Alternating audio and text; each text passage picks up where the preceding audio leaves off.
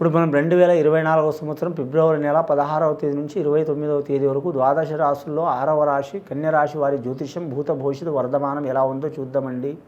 గవ్వల శాస్త్రం, ఈ గవ్వల శాస్త్రాన్ని లకోట ప్రశ్న శాస్త్రం అంటారు, కొన్ని ప్రాంతాల్లో చింతామణి శాస్త్రం అంటారు. ఇది పూర్వకాలం నుంచి నడుస్తుందండి. ఈ 9 గవ్వలు 3 సార్లు వేసి వాటిని లెక్కబెట్టి వారి జ్యోతిష్య బలం భూత భవిష్యత్ వర్ధమానం ఎలా ఉందో కన్యరాశి వారి జ్యోతిష్యం చూద్దామండి. ఫిబ్రవరి 16వ తేదీ నుంచి 29వ తేదీ వరకు ఎలా ఉందో 2024 సంవత్సరం చూద్దామండి.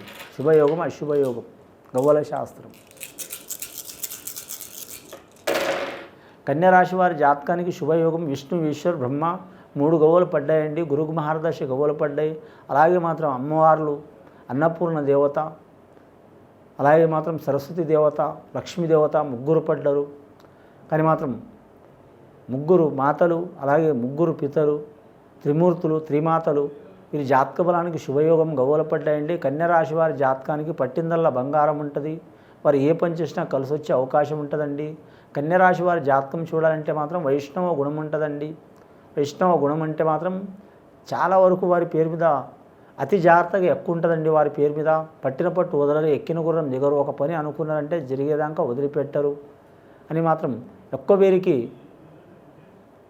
వీరి గుణం చూడాలంటే ఎక్కువ శాతం అందరు కాదండి, ఎక్కువ శాతం వీరి పేరు మీద చూడాలంటే ఒకరి చేయికి ఇంత అణిగి ఉండవద్దని ఆలోచన ఉంటుంది. వీరి జాతక బలానికి స్వతంత్ర బుద్ధి ఉంటుంది.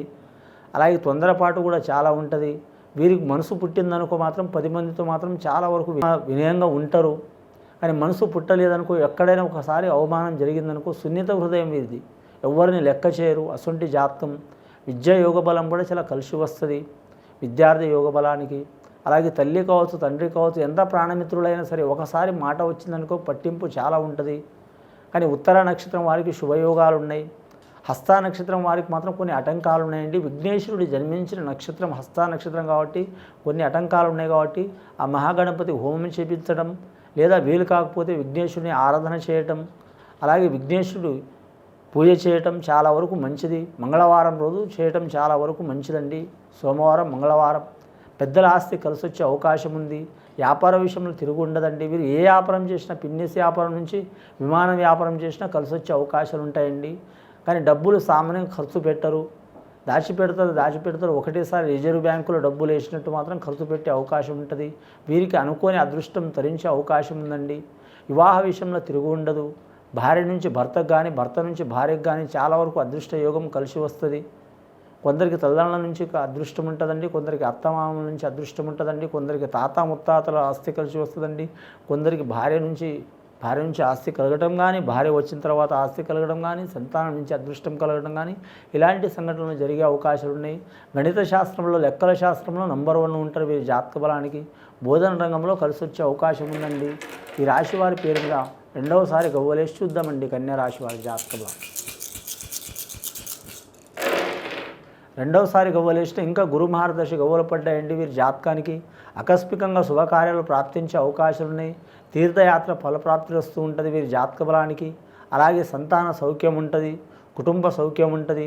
భార్యాభర్తలతో గొడవలు, చిక్కులు, చికాకులు, లేదా రక్త సంబంధికులతో విరోధాలు, చిక్కులు, చికాకులు ఉన్నవారు, అది ఎవరైనా కావచ్చు, అలాంటి విరోధాలు ఉన్నవారు వారు రాజీ చేసుకోవడం చాలా మంచిది. భూమి గురించి కానీ, స్థలం గురించి కానీ, వస్తువుల గురించి కానీ, గృహం గురించి కానీ, ఆస్తి గురించి కానీ తగాదులు ఉన్నవారు మాత్రం ఒక మెట్లు దిగి మాత్రం రాజీ చేసుకోవడం చాలా మంచిది. లేదా మాత్రం మేమింతే, వారికంటే ఎక్కువ, మేము వారికాడ తలవంచలేం, ఎవరికాడ తలవంచలేం, మేము ఇంతే ఉంటాం అనుకుంటే మాత్రం చాలా ఇబ్బందులు పడే అవకాశాలు ఉంటాయండి వీరి జాతక బలానికి. అలాగే వివాహం చేసుకోవాలనుకునే వారికి, వివాహంలో చిక్కులు ఉన్నవారికి, అలాగే భార్యాభర్తలతో తగాదాలు, చిక్కులు, దరిద్ర బాధలు ఉన్నవారికి మాత్రం చాలా నిదానంగా నిర్ణయాలు తీసుకోవడం మంచిదండి. తొందరపాటు నిర్ణయాలు మాత్రం తీసుకోవద్దు. కానీ మాత్రం కళాకారులకైతే మాత్రం శుభయోగం ఉంది, అశుభయోగం అయితే లేదు. కానీ అడగడుగున ఆటంకాలు వస్తూనే ఉంటాయి. గురు మహారదశ అంటే అండి చాలా వరకు గొప్ప యోగ బలం ఉంటుంది. ఇందాక 3 గవ్వలు పడ్డాయి, అది త్రిమూర్తుల గవ్వలు, త్రిమాతల గవ్వలు అన్నారు. ఇప్పుడు 3 గవ్వలు పడ్డాయి. మాతృదేవోభావ, పితృదేవోభావ, ఆచార్య దేవోభావ, ఈ ముగ్గురులో ఎవరి మాటని విని నడవటం వీరికి చాలా వరకు గొప్ప వరం, గొప్ప అదృష్టం. కానీ వినకపోవటం వారి ఇష్టం. వినకుంటే మాత్రం చాలా ఇబ్బందులు వచ్చే అవకాశాలు ఉన్నాయండి. 3వసారి గవ్వలేసి చూద్దాం కన్యా రాశి వారి జ్యోతిష్యం మీద. ఇప్పటి వరకు అయితే 6 గవ్వలు పడ్డాయండి.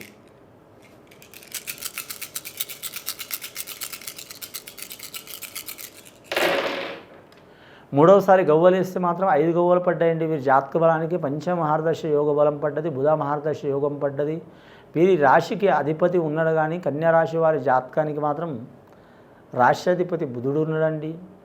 ముఖ్యంగా వీరి జాతక బలానికి కన్యా రాశి వారికి కానీ ముఖ్యంగా చూడాలంటే మాత్రం బుధుడు రవి అంటే సూర్యుడు బుధుడు. సూర్యుడు కీర్తి సంపాదించే గ్రహం అయితే మాత్రం బుధుడు అదృష్టం సంపాదించే గ్రహం అండి. అదృష్టం అంటే మాత్రం వైద్య రంగంలో కలిసి వస్తుంది, వ్యాపార రంగంలో కలిసి వస్తుంది, వ్యవసాయ రంగంలో కలిసి వస్తుంది, సైన్స్ రంగంలో కలిసి వస్తుంది, ఖగోళ శాస్త్రంలో కలిసి వస్తుంది, కంప్యూటర్ రంగంలో కలిసి వస్తుంది. అలాగే మాత్రం గొప్ప గొప్ప పెద్ద వ్యాపారాలు చేసేవారికి కూడా కలిసి వస్తుంది, బహుళ అంతస్తులు దాంట్లో కలిసి వస్తుంది. అలాగే వీరి జాతకంలో చూడాలంటే మాత్రం ముఖ్యంగా మాత్రం వీరి జ్యోతిష్ శాస్త్రం ప్రకారం జ్యోతిష్య శాస్త్రం కూడా అభ్యాసం అవుతుందండి. వీరికి సకల కళా వల్లభులు అన్నట్టు. హస్త నక్షత్రం వారికి శుభయోగాలు కలిసి వచ్చే అవకాశాలు ఉన్నాయి. ఉత్తర నక్షత్రం వారికి కొన్ని ఇబ్బందులు వచ్చే అవకాశాలు ఉన్నాయి. వీరి జాతకానికి గత కొన్ని సంవత్సరాల నుంచి పడుతున్న చిక్కులు చికాకులు తొలగిపోయే అవకాశాలు ఉన్నాయి. మొత్తం 11 గవ్వలు పడ్డాయండి. 11వ సంఖ్య విశేషమైన సంఖ్య, శుభ సంఖ్య అండి. చాలా కాలం నుంచి మాత్రం పడుతున్న ఇబ్బందులు తొలగిపోతాయి.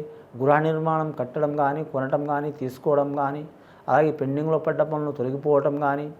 వీరి జాతకానికి చూడాలంటే మాత్రం అదృష్టవంతుడికి ఎవ్వరు ఏం చేయలేరండి. వీరి జ్యోతిష్యం మాత్రం అదృష్ట యోగం అయితే ఉంది, అనే కృషి యోగం కూడా ఉండాలి. వీరి చేతులారా ప్రయత్నాలు కూడా ఉండాలి. అదృష్టం రావాలంటే అనుకోకుండా వస్తుందండి చాలామంది, కానీ మాత్రం దాన్ని కాపాడుకోవడం కష్టం. అది 100 సంవత్సరాలు ఒక్కసారి రావచ్చు, 10 సంవత్సరాలు ఒకసారి రావచ్చు, సంవత్సరానికి ఒకసారి రావచ్చు.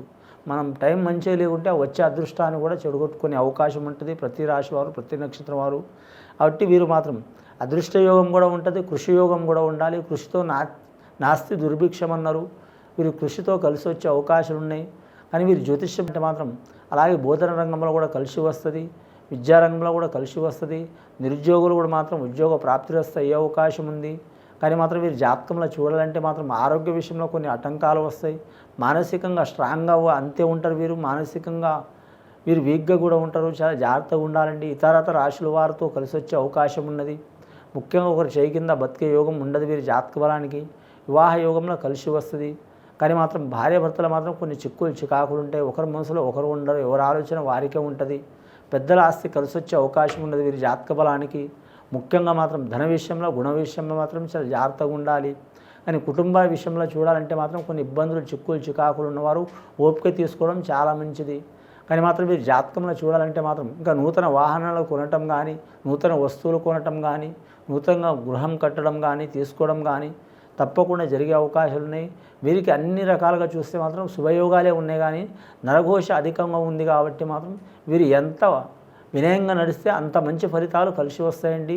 ఇది విని చూసి ఆచరించే వారికి, కన్యా రాశి వారికి గొప్ప ఫలితాలు కలుగుతాయండి. శుభం భూయత్.